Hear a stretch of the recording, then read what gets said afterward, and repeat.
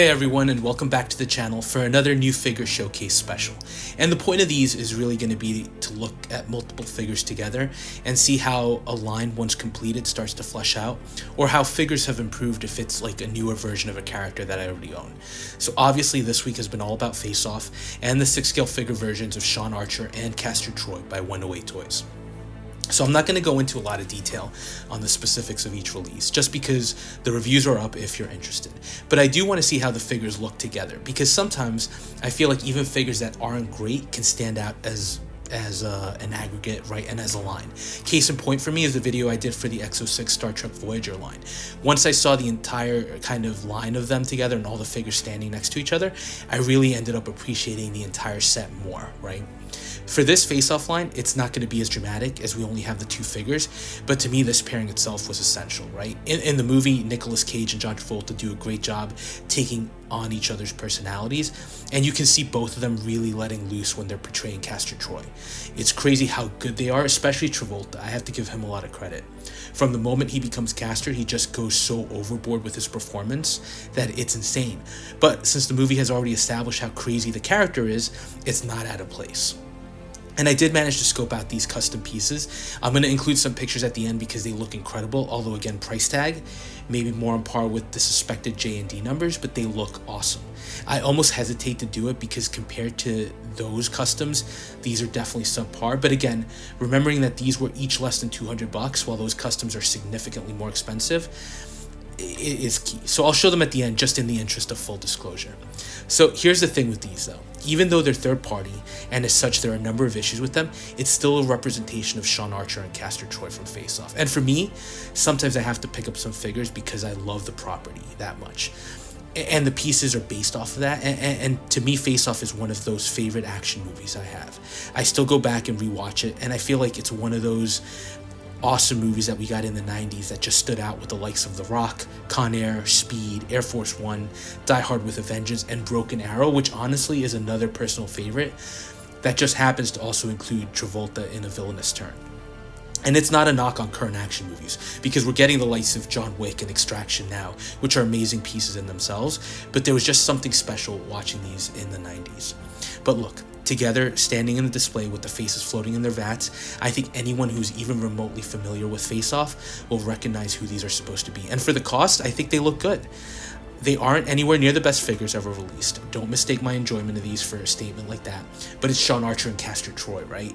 And honestly, other than maybe Present Toys, who is ever going to touch these? Having both together just looks awesome. And with the sunglasses in place, I think the likeness for both of them is much more solid.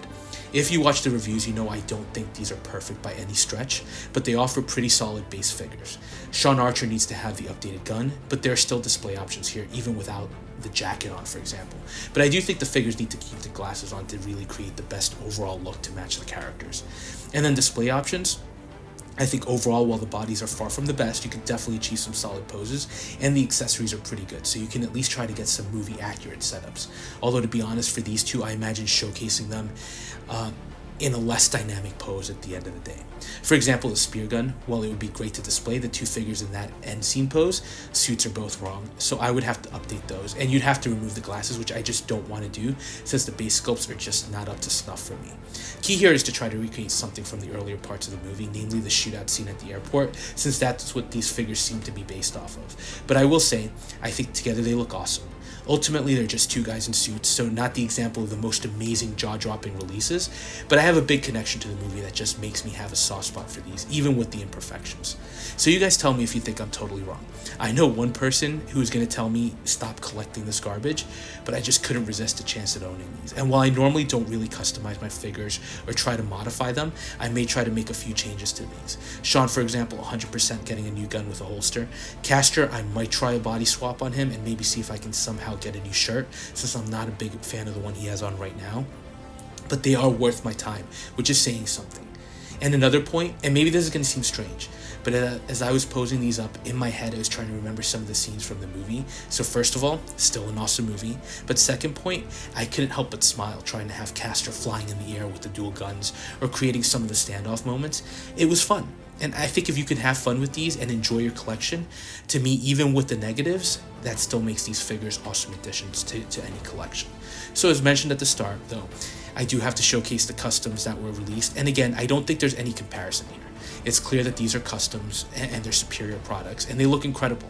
I think these were limited to about 25 or so pieces, but the detail alone on the sunglasses, awesome. And they even included for Castory the gaudy money clip. They just look incredible. But the cost for these was also pretty hefty. For me, custom pieces are a market that I have not dared to enter into, nor do I think I'll get into it for some time, but nice to have these available and at least see what somebody did. But even so, while the 108 versions don't really compare, to me they're still a viable option and I can work with them. I don't think these are for everyone, and while we each collect the way we want, I don't think I'd recommend these unless you had a real connection to the movie.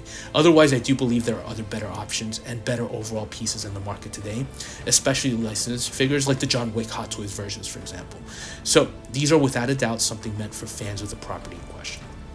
But again, a lot of fun to pose up and play with, and at the end of the day, I think that's the goal of collecting, right?